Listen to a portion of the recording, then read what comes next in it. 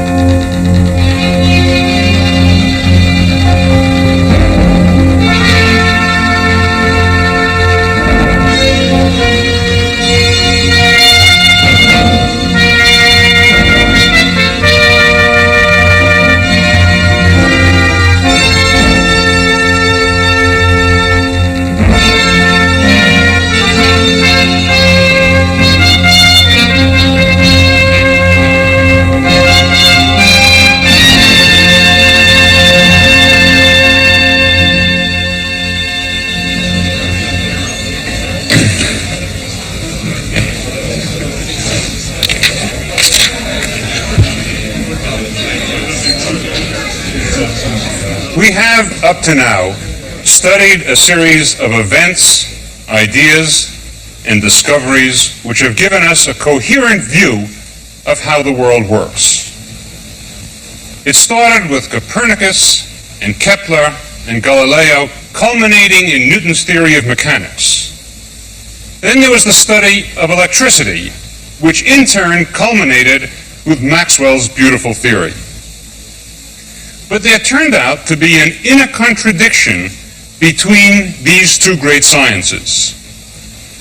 Mechanics is based on the principle of inertia, which meant that there could be no absolute state of rest. And that in turn means that there can be no absolute speed. But Maxwell's theory had an absolute speed, the speed of light. Well, Albert Einstein came along and reconciled those ideas for us, but in turn we had to give up our intuitive understanding of the meaning of space and time. In the meantime, a third story was evolving. It was the study of matter. In a sense, thermodynamics was part of that story because it dealt with the interactions between matter and energy. And in the end, it gave us a profound new view of the meaning of the flow of time. But there is one issue that we haven't confronted yet, and that is the age-old question of the ultimate constituents of matter. By the time that question had been answered, everything else we had learned had been transformed profoundly. And that issue is the question before the House today.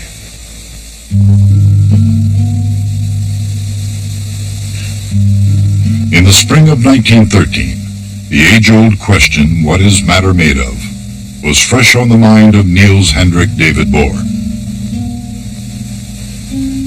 And the young Dane's answer, fresh to the point of being revolutionary, was a model of the hydrogen atom. His work was pivotal, a turning point in theoretical physics. But by all that was holy in those days, Newton's mechanics and Maxwell's theory of electromagnetism, it couldn't possibly be right. Nonetheless, his ideas were brilliantly conceived. In the first place, Bohr adopted a model of the atom that resembled the solar system in miniature. A heavy positive nucleus took the place of the sun, and like a planet, an electron was set into orbit around it.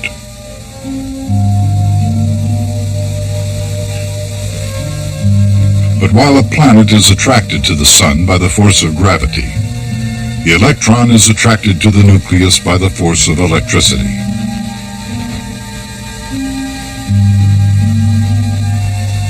So in spite of the difference between the two, both had forces of the same basic 1/r² form, and both would have the same kinds of orbits.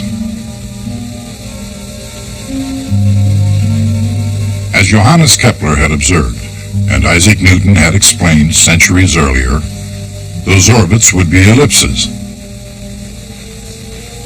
or, depending on their eccentricity, possibly even circles.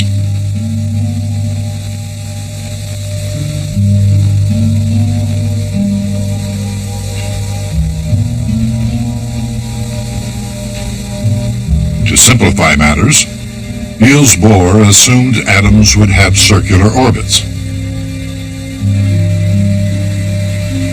In a circular orbit, the potential energy is minus d over r, and the kinetic energy is positive, but half as big. So the total energy is minus 1/2 d over r, whether for a planet or for an atom. Since this seemed to be the very model of a Newtonian atom, what was the matter with it? In other words, how had this upstart violated the physical laws of his day? And if in fact he really had, why didn't all right-thinking physicists dismiss his ideas on the spot? Perhaps because at this point, young Bohr was still on solid ground, which made his work worth a second glance. And that's when the problems became obvious. Being radical, Bohr had gone further, far enough to propose that an electron could exist only in certain orbits, which was contrary to Newton's laws. Then, contrary to Maxwell, Bohr said the electron would radiate, or absorb energy only when it jumped between these definite orbits. Those proposals were more than merely contrary. In fact, in the world of physics, they were totally against the law. What could possibly have led to such a turn of events?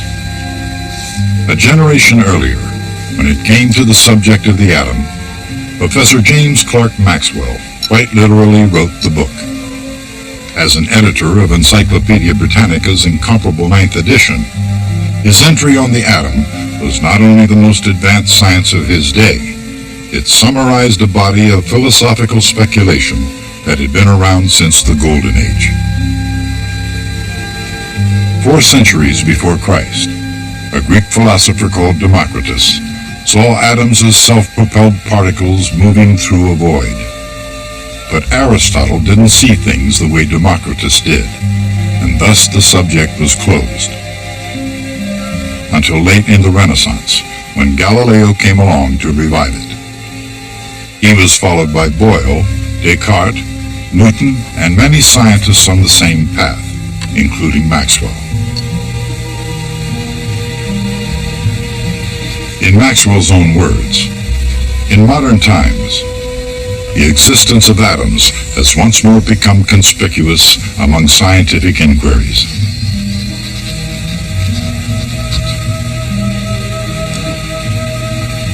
John Dalton had made one of the more conspicuous inquiries.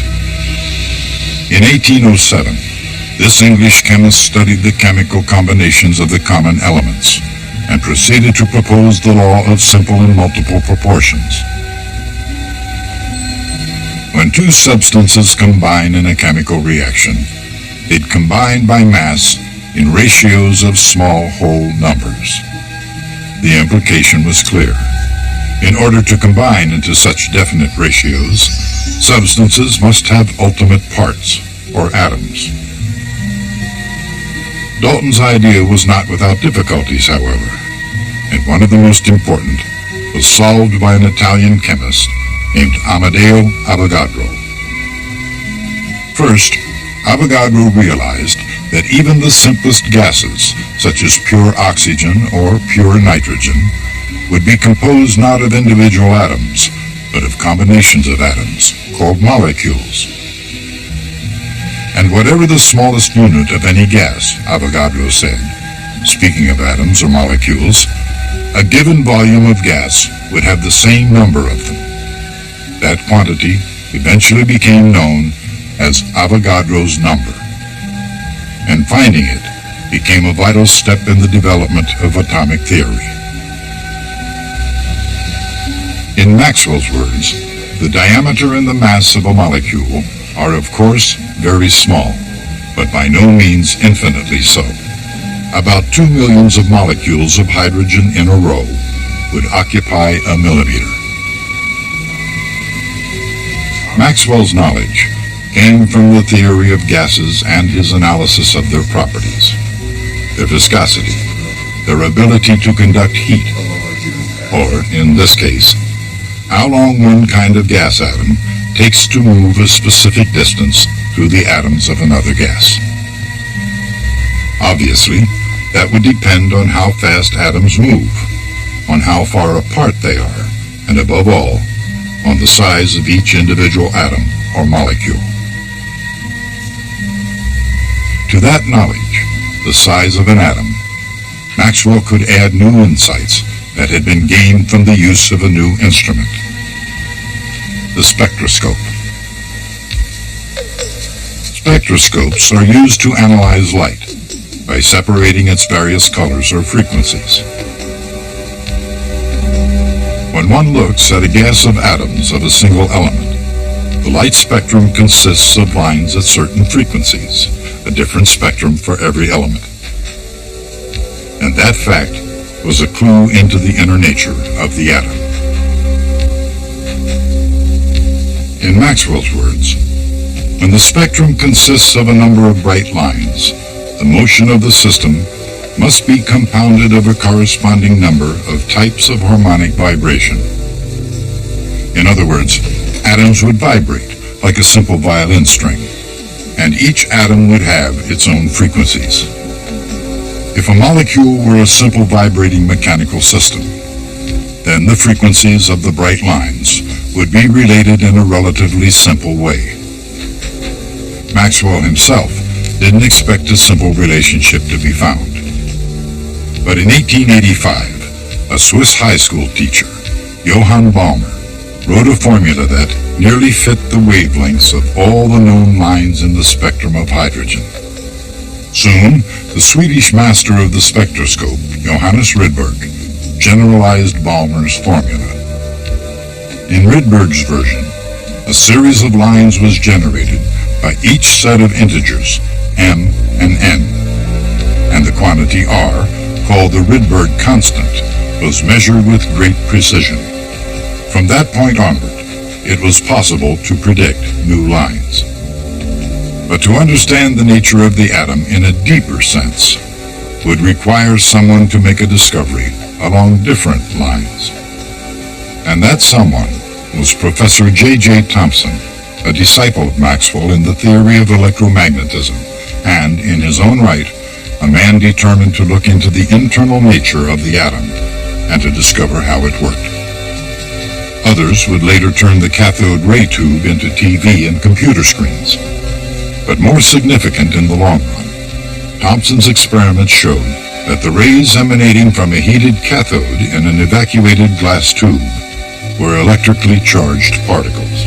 Most important, those rays could be deflected by electric and magnetic fields, and no matter what matter was in the tube, they were always the same charged particles.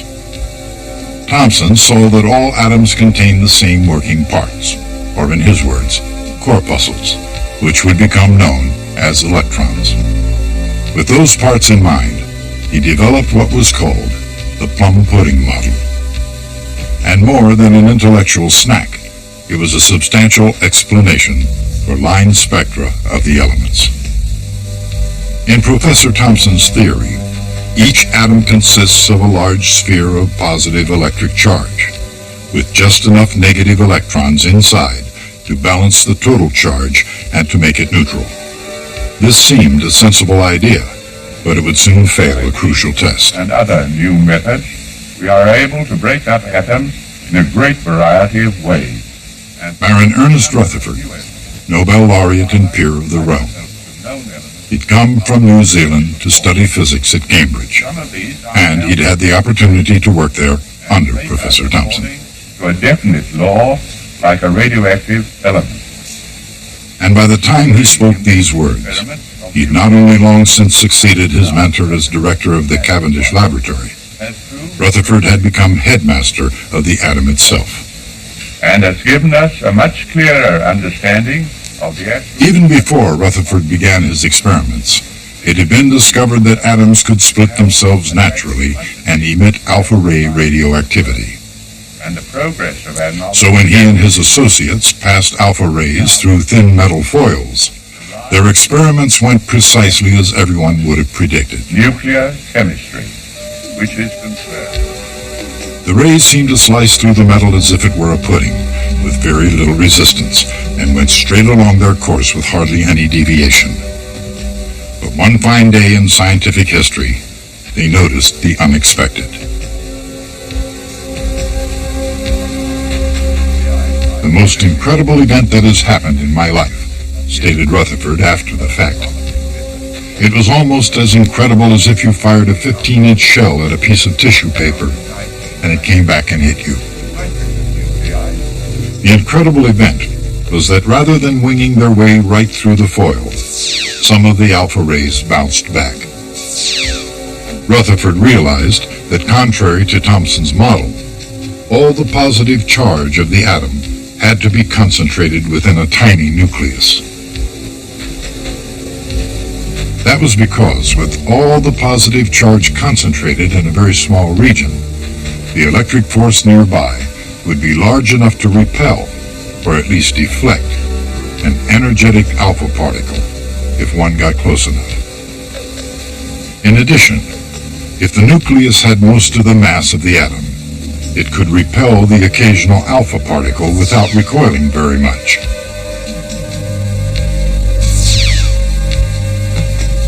These ideas led Rutherford in 1911 to propose a planetary model of the atom. According to Rutherford, the solar system and the invisible atom were almost mirror images of each other. Both obeyed nearly identical laws. In Rutherford's model, each atom had a heavy nucleus that was positively charged. His nucleus was surrounded by light negatively charged electrons that orbited like planets around the sun. But while the planets were bound together by the force of gravity, the atoms were held together by the force of electricity. Like a Greek goddess in the heavens, this was an idea of incredible beauty. And by the same token, it was too good to be true. For one reason, when electrons are accelerated, they radiate energy in the form of electromagnetic waves. But an electron in orbit would be constantly accelerating, always radiating energy. Going round and round, the electron would fall into smaller and smaller orbits, radiating not spectral lines, but a continuous rainbow of colors. And finally, necessarily, it would collapse into the nucleus.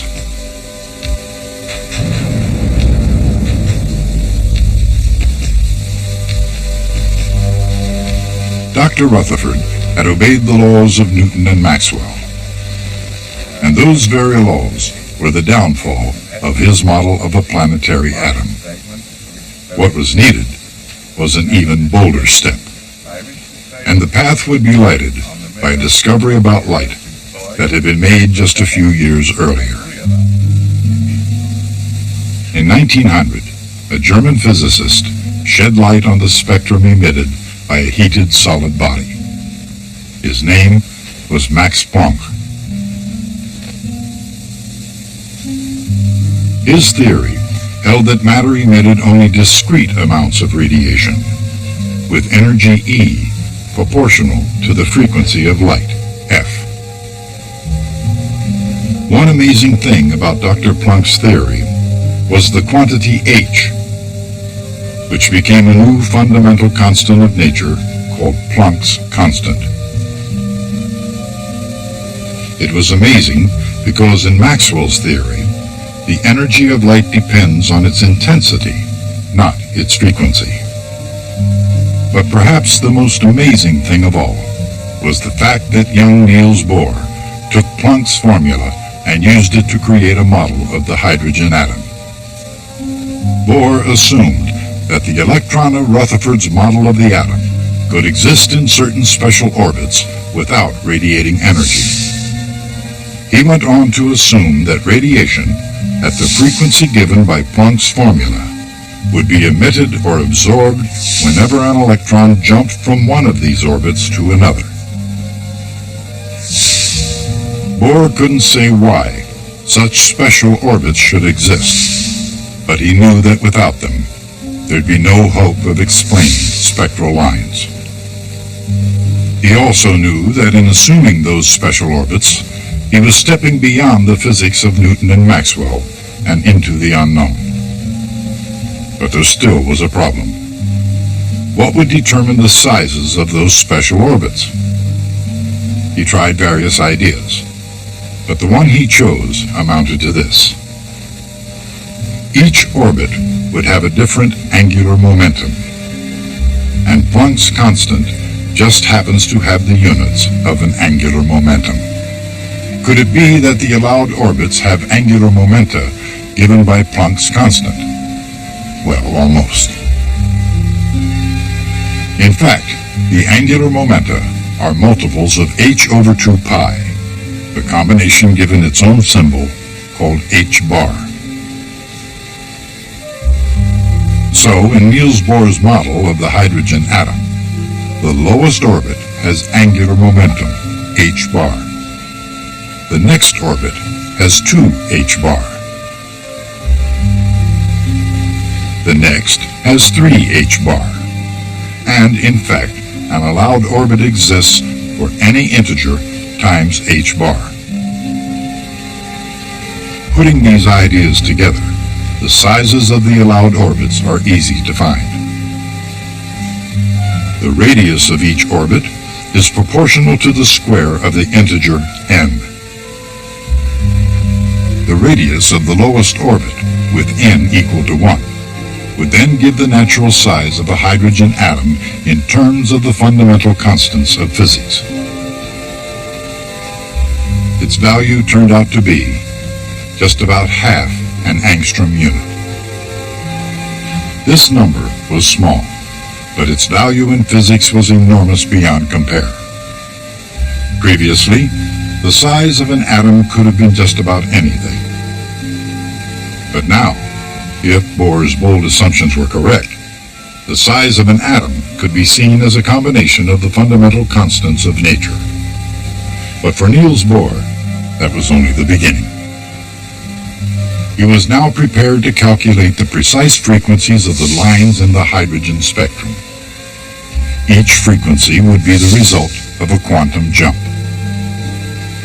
That is, the atom would emit or absorb light only when the electron jumped from one allowed orbit to another.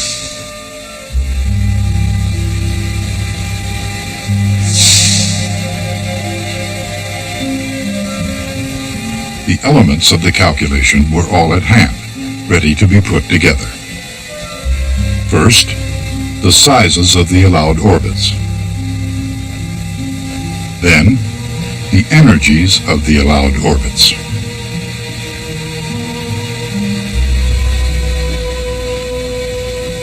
And finally, the energy of a jump between orbits.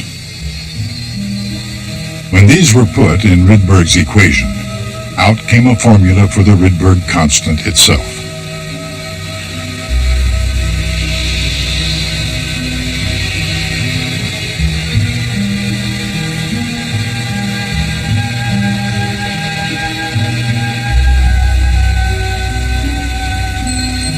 Its components were, once again, fundamental constants of physics. And when they were all put together, they yielded a prediction that could be compared to experiment. The agreement between Niels Bohr's model and the experimental measurement was nothing short of amazing.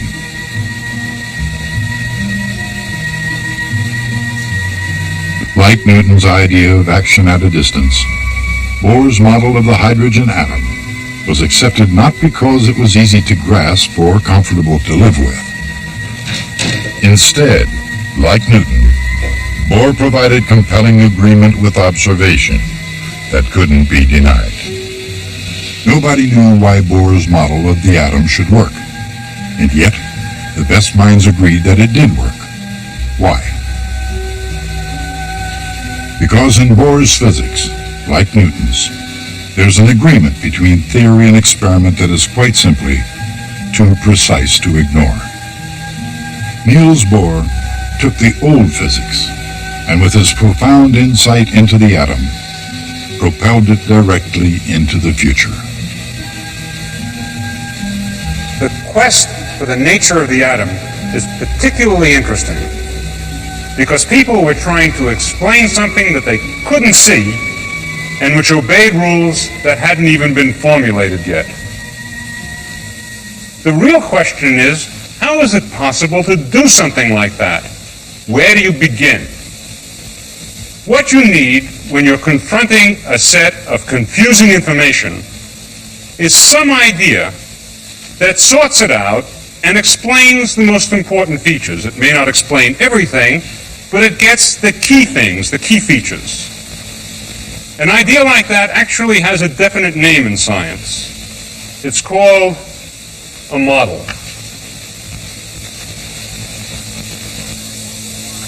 Of course, every once in a while you get an idea that you like so much that you think it does more than just get the key features and not everything else. You get an idea that you think is really true, really right. When that happens, it's got another name. That's called a theory. Well, once you've formulated your model or your theory, the next step really is the kind of thing that we do teach you how to do. It's a little like doing a homework problem. You have to work out the consequences of your model or your theory. You must get the right answer that is right in the sense that it is indeed what your model predicts. But then you've got a problem all over again. Once again, you've got to do something that we can't teach you how to do. You have to use judgment. Because, inevitably, the consequences of your model or your theory will disagree with some piece of information, with some datum. And the question is, what do you do about that? How important is it? What is the reason for it? Is it because of some approximation that you had to make in order to work out the consequences of your theory? Or is it because the experiment was wrong? That sometimes happens. Or is it the crucial clue that shows that your idea was wrong and should be discarded and you must start all over again? If I were teaching you how to paint, I could teach you how to mix colors, and I could teach you the rules of perspective, and I could teach you how to choose a canvas and prepare it. But I could never teach you how to imagine and then create a painting like the Mona Lisa. Well, it's exactly the same in science. I can teach you the facts of science, and I can teach you the rules, the mechanical rules for how to do science, but I can never teach you to have the imagination, the creativity, and the judgment, and above all, the relentless dedication to work that all great scientists always have. If you want to be a great scientist, those are the things that you're going to have to supply for yourself. So, I'd like you to pick those things up and bring them with you when you come back next time. I'll see you then.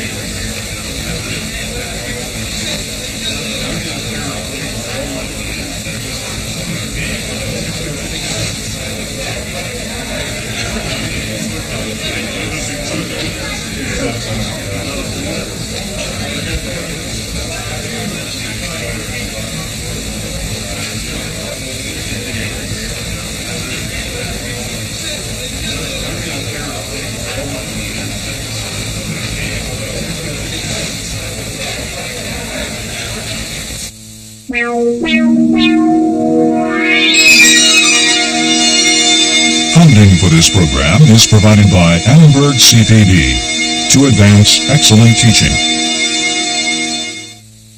For information about this and other Annenberg CPD programs, call 1-800-LEARNER and visit us at www